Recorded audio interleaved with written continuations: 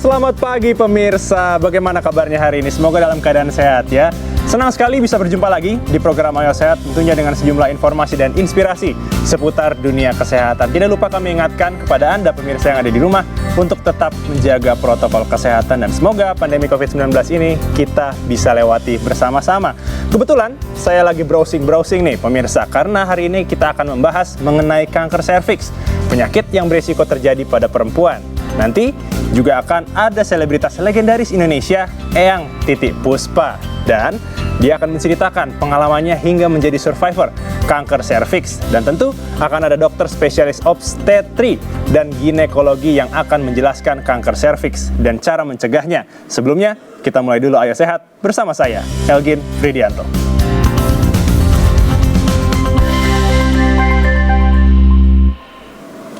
Pemirsa, setelah berjalannya vaksinasi tenaga kesehatan, pelayanan publik, dan lansia, pekan lalu kurang lebih 5.000 pekerja media di Jakarta juga mengikuti vaksinasi yang dilakukan di area Gelora Bung Karno. Termasuk saya yang juga ikut divaksin. Seperti apa jalannya vaksinasi para pekerja media?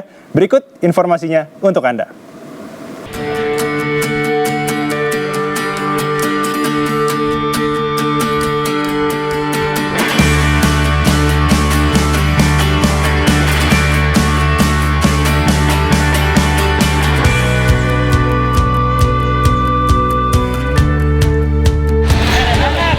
Selamat pagi pemirsa Ayo Sehat. Hari ini saya akan melakukan vaksinasi COVID-19. Tepatnya ada di Hall A Basket Gelora Bung Karno, Jakarta Pusat. Nah, ada beberapa syarat yang harus dibawa. Salah satunya ialah kartu tanda penduduk. Dan tentunya harus taat terhadap protokol kesehatan. Penasaran kan? Seperti apa alur dari vaksinasi COVID-19? Yuk, ikutin terus.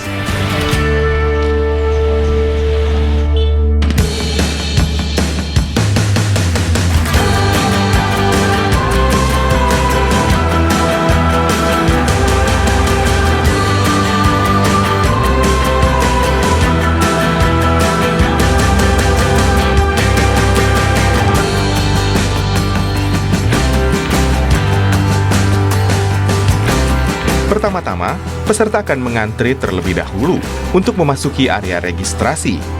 Kemudian, peserta diminta memperlihatkan kartu tanda penduduk. Lalu peserta akan mengambil nomor antrean dan diarahkan menuju ruang tempat verifikasi peserta vaksinasi. Setelah itu, di meja petugas, peserta akan diberikan kartu vaksinasi COVID-19 dan akan diarahkan ke meja pemeriksaan untuk melakukan pengecekan tekanan darah, suhu tubuh, serta wawancara terkait riwayat kesehatan.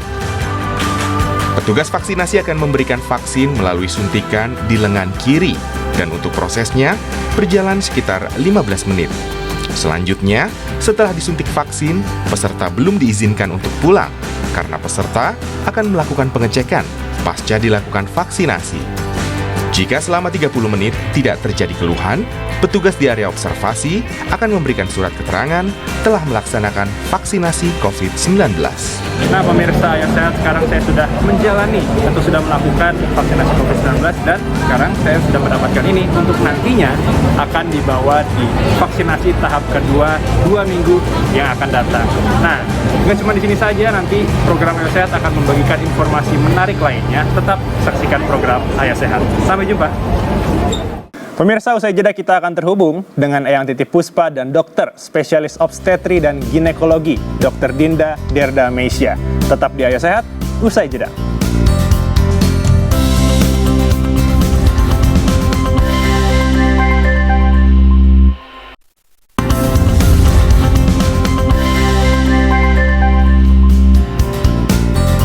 Masih di Ayo Sehat, sudah hadir bersama saya dokter spesialis obstetri dan ginekologi Dr. Dinda Derda Meisya. Selamat pagi dokter. Selamat pagi Mas El. Bagaimana kabarnya? Alhamdulillah baik. Alhamdulillah baik. Nah pemirsa, perlu menjadi informasi bahwa Dr. Dinda dan juga seluruh kru yang bertugas pada pagi hari ini sudah menjalankan protokol kesehatan yang ketat dan juga sudah melakukan tes COVID-19. Nah Dr. Dinda, sebelum kita berbincang lebih jauh soal kanker serviks, pemirsa, berikut ada informasi untuk Anda.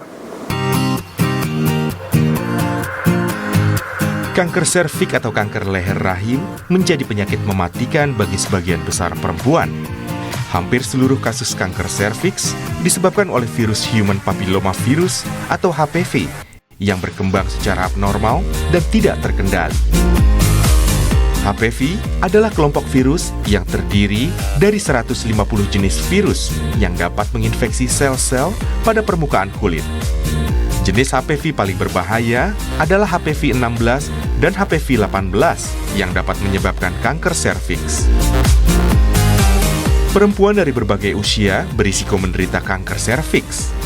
Namun penyakit ini cenderung mempengaruhi perempuan yang aktif secara seksual. Melansir dari situs Kementerian Kesehatan, ada sejumlah faktor risiko yang dapat menyebabkan kanker serviks. Di antaranya, merokok, terpapar asap rokok, aktivitas seksual pada usia muda atau kurang dari 20 tahun, kurang menjaga kebersihan alat kelamin, berganti-ganti pasangan seksual, dan infeksi daerah kelamin atau radang panggul.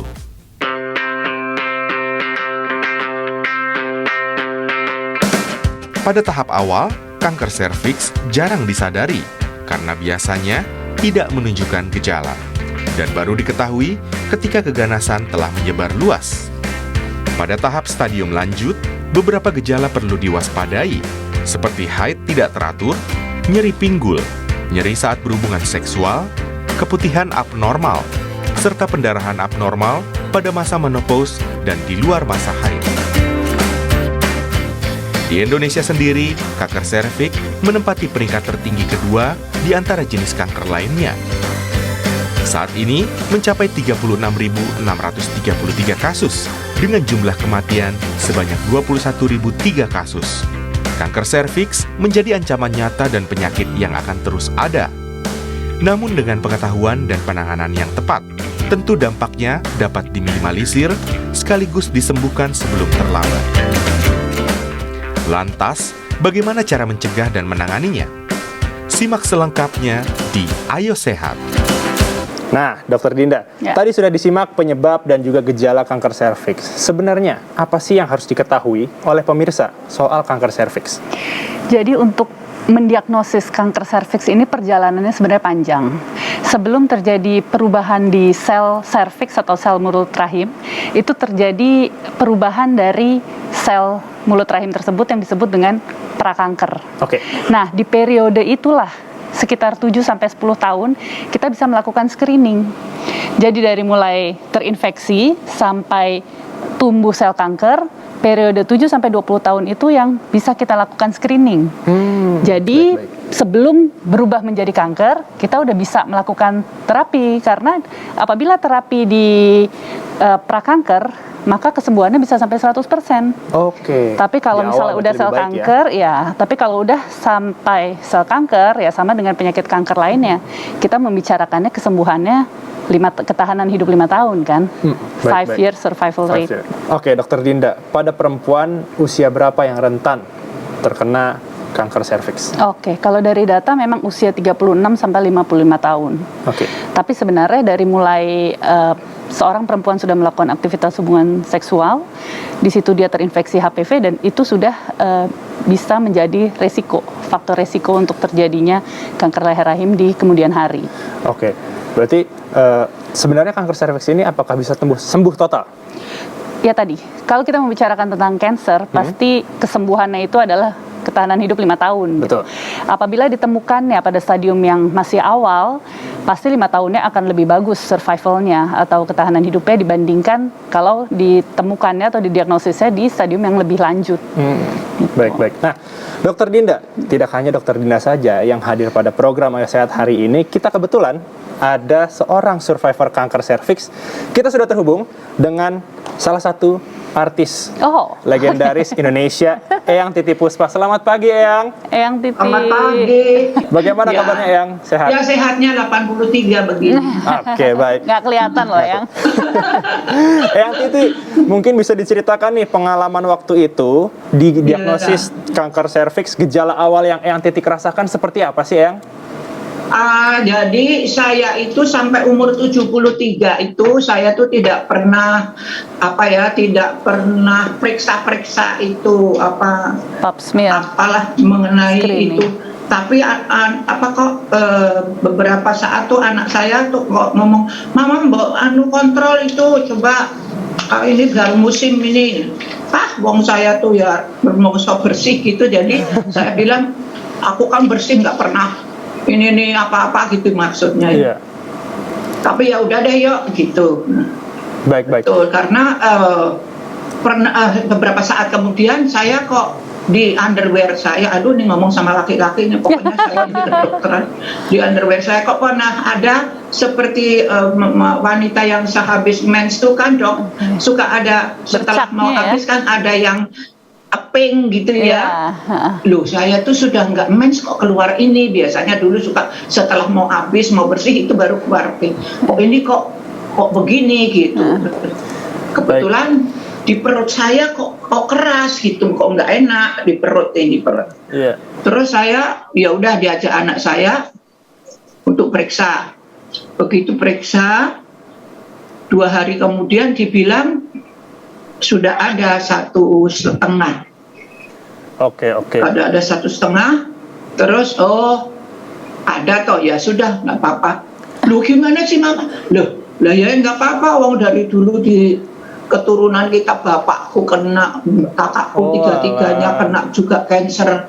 Emang sudah ada di situ ya, jadi ya udah nggak apa-apa. Udah sampai di airport, sudah Singapura kan masih pagi. Jadi saya langsung ke dokter kandungan itu apa, diperiksa betul 1,5. Terus ke dokter satunya lagi yang suka kasih hormon ya, kemo suka ngasih kemo, itu betul 1,5.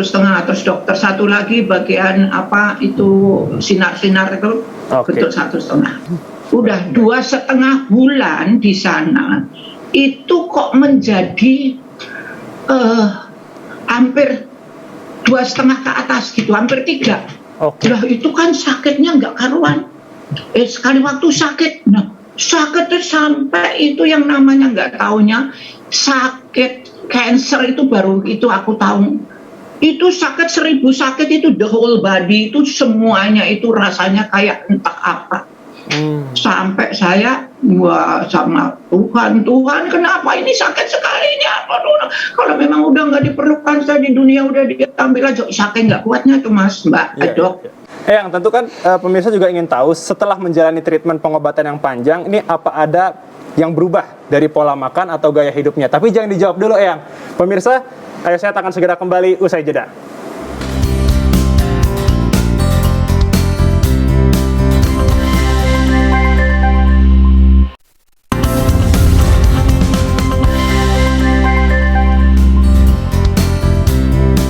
Kembali lagi di Ayo Sehat, kita masih terhubung dengan Eyang Titi Puspa. Nah, Eyang Titi Puspa, setelah menjalani treatment, ini apakah ada yang berubah dari pola makan atau gaya hidup? Dan kira-kira dari Eyang Titi sendiri, ada pesan nggak sih bagi perempuan-perempuan yang masih berjuang untuk sembuh dari kanker serviks?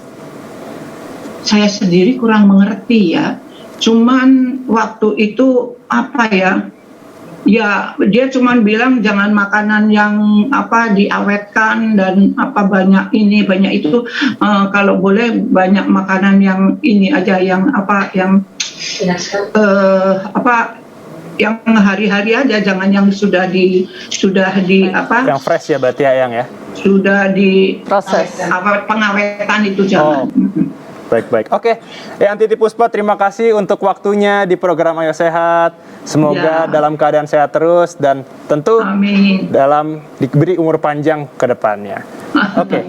Sampai ketemu lagi ya, Eyang. Makasih Dokter Dinda. Makasih Mas ya. Terima kasih Eyang. Makasih sayang. Selamat tugas semuanya. Siap. Semoga Tuhan menyayangi seluruh bangsa Indonesia. Amin. Dalam sehat, damai, sejahtera, penuh cinta. Amin.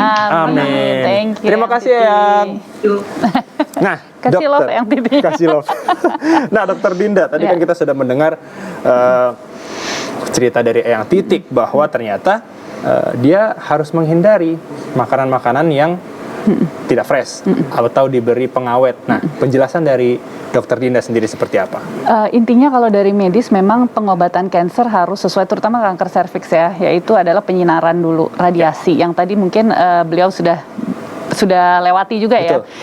Kemudian radiasi dulu, yaitu penyinaran di dalam dan di luar, kemudian kemoterapi.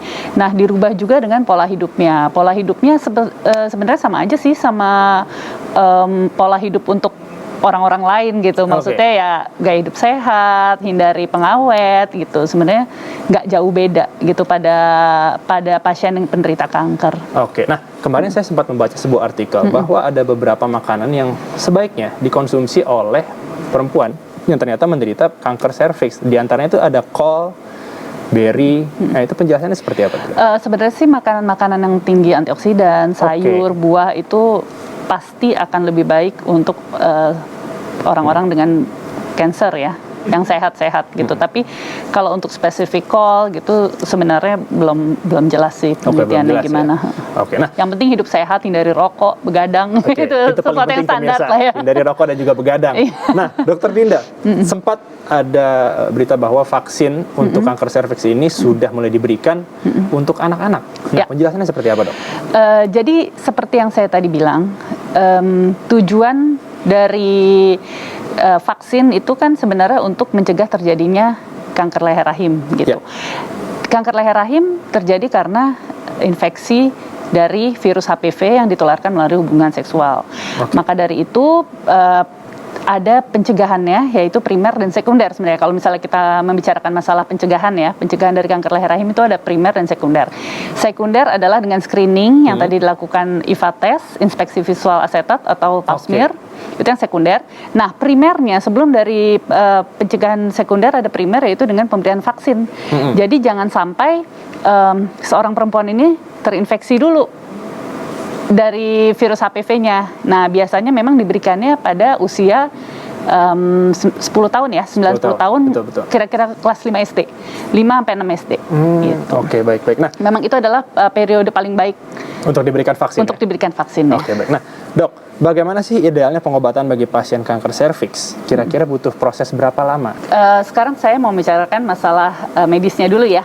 Pengobatan secara medis itu, apabila sudah terdiagnosis kanker serviks, pastikan dilihat dulu ini stadiumnya di mana. Gitu.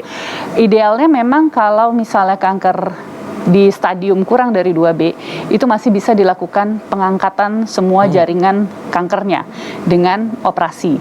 Selain jaringan kanker, juga diangkat kelenjar getah bening yang bisa dijadikan penyebaran dari si sel kanker tersebut. Itu tindakan utama pada kanker leher rahim stadium awal. Kemudian yang kedua, baru dengan radiasi apabila udah nggak bisa lagi nih diangkat. Jaringan selnya tuh pasti ada yang sisa gitu. Kalau intinya kalau kita operasi angkat pasti ada yang sisa, radiasi dan kemoterapi. Nah, itu ada serangkaian biasanya. Ya kalau operasi ya 1 waktu. Kemudian kalau radiasi bisa 25 kali. Jadi kan harus bolak-balik rumah sakit. Ada lagi mungkin ada kasus yang harus dikecilkan dulu nih selnya karena lapangannya terlalu luas ya. Jadi di kemoterapi dulu. Jadi itu sebenarnya memang dilihat masing-masing kondisi pasiennya. Apalagi kalau misalnya mau dilakukan kemoterapi atau operasi, tiba-tiba perdarahan banyak, anemia, berarti kan harus ditransfusi dulu. Gitu. Jadi itu sebenarnya nggak bisa dipukul rata gitu. Tapi apabila sudah menjalankan suatu rangkaian tersebut, ya nanti kita evaluasinya per 2 bulan, dalam 1 tahun, kemudian per tahun. Pokoknya dalam 5 tahun itu kita harus pantau benar gitu. Karena yang namanya sel kanker bisa muncul sewaktu-waktu dan mungkin munculnya bukan di daerah ginekologi aja. Bisa muncul di paru-paru dengan penyebaran yang luas gitu. Nah, Dokter Dinda, mungkin ini pertanyaan terakhir ya. Mungkin bukan pertanyaan terakhir ya. Tips dari Dokter Dinda untuk pemirsa di rumah, terutama yang perempuan, agar terhindar dari kanker serviks. Silahkan. Jadi sebenarnya kanker leher rahim atau kanker serviks ini kan sesuatu yang bisa dicegah. Ya. Jadi pertama pencegahan primer dengan pemberian vaksin. Kedua, apabila misalnya kita sudah terlanjur menikah gitu, belum sempat divaksin, ya mungkin ada baiknya kita melakukan screening dulu dengan pemeriksaan pap smear atau IVA test tadi.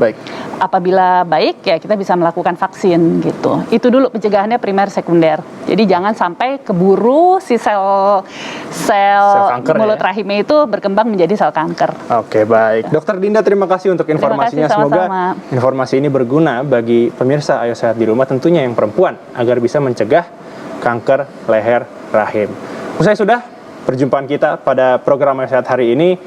Tetap saksikan program Ayo Sehat setiap hari Senin hingga hari Jumat pukul 10.30 waktu Indonesia bagian Barat, hanya di Kompas TV, independen, terpercaya. Saya Algin Fridianto bersama Dr. Dinda, pamit undur diri, tetap jaga protokol kesehatan dan tetap jaga kesehatan.